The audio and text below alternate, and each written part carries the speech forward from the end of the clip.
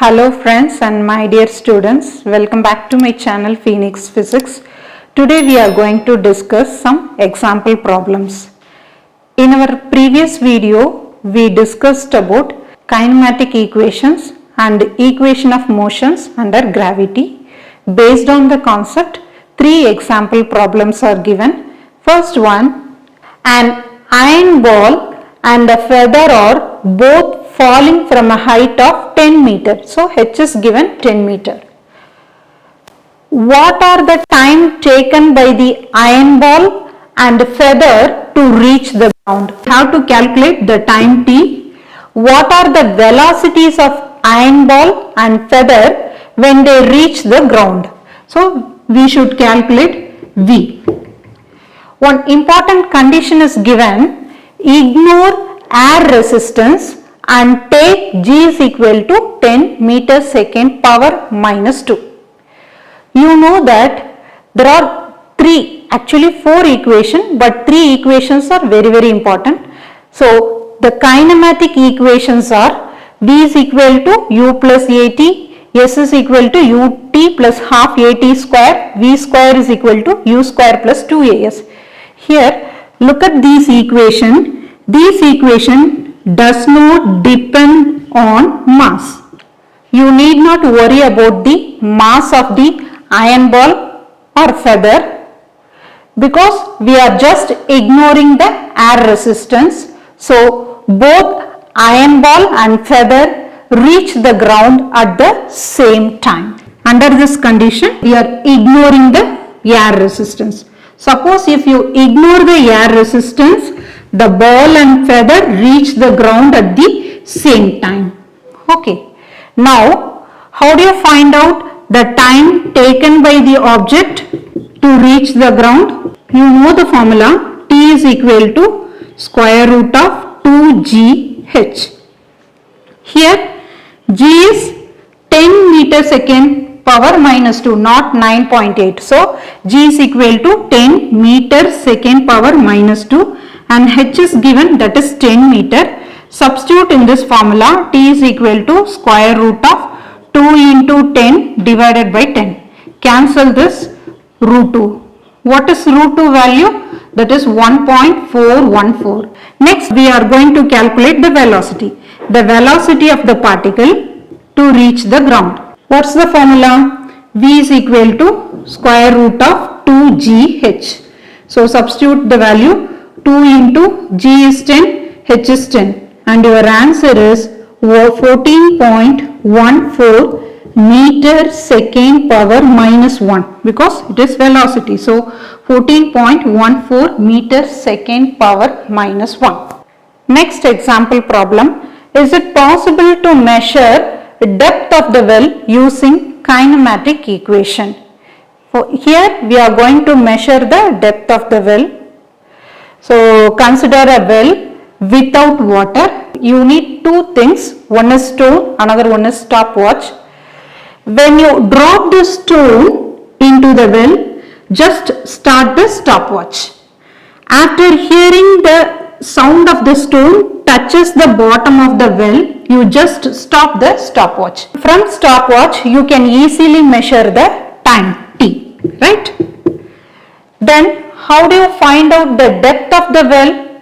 Suppose if you want to find out the distance or height or depth means, you can use second kinematic equation. What is that?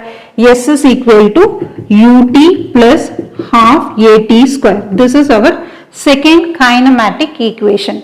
Here we are going to measure the depth of the well. So instead of S, you can substitute D. Here the initial velocity u is equal to 0. So substitute u is equal to 0 in this equation, and the object is moving towards the earth due to earth gravitational force. So instead of a, you can substitute g in this equation. So d is equal to, what is d? D is nothing but depth of the well. So d is equal to, u is 0, right? So half g t square. So this is our equation 1. You know the G value. What is G value? 9.8 meter second power minus 2. You know the T value. How do you get the T value? Using stopwatch, you can easily measure the time interval. So, substitute G and T value, you can easily calculate D value. Does this method give accurate result? No. There is some time delay. Suppose you may miss the correct time to start the stopwatch also. So, in order to verify our measurement, we are going to do another method. In that method, just take a long rope and hang the rope inside the well until it touches the bottom of the well like this. Now you measure the length of the rope. It gives the correct depth. Say the value as D correct. This D is calculated depth. How do you find out the error? So error is nothing but D correct minus D calculated. How do you find out relative error? Relative error is equal to D correct minus D calculated divided by D correct. Then how do you find out percentage of error? Same formula only.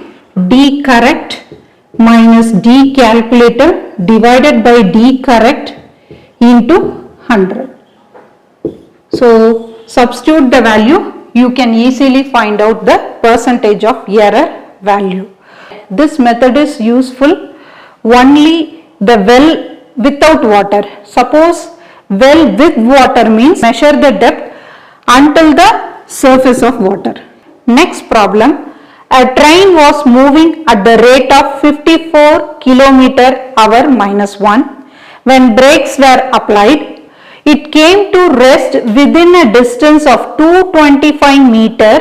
Calculate the retardation produced in the train. Here, the initial velocity is given, that is u is equal to 54 km/h minus 1. You know that velocity unit is meter second power minus 1. Just convert this unit into meter second power minus 1. 1 kilometer has 1000 meter, so 54 into 1000. 1 hour has 60 minutes and 60 seconds. Cancel the 0. So here 5 and 3. So 54 into 5 by 18. Your answer is 50 meter second power minus 1. So u is 15 meter second minus 1. Final velocity v is equal to 0. Retardation, we are going to calculate retardation.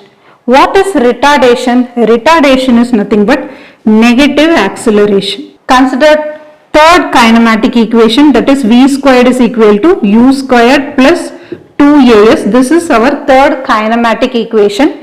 Here we are going to calculate the retardation. Retardation means negative acceleration. So instead of a, you can substitute minus a. That is v square is equal to u square minus 2as. Why? Because of this negative acceleration. S, you know, s is nothing but the distance. S is equal to 225 meter. Substitute the value. V is 0, so 0 square. U is 15, the 15 the whole square. Minus 2a, s is given 225. Bring this term here, 2a into 225 is equal to 15 square is 225. So a is nothing but 225 divided by 2 into 225. Cancel this. Answer is 1 by 2. 1 by 2 means 0.5. Unit for a is meter second power minus 2. So the retardation is equal to 0.5 meter second power minus 2. I hope this video is useful to you. If you like my video, please share and subscribe my video. Thank you.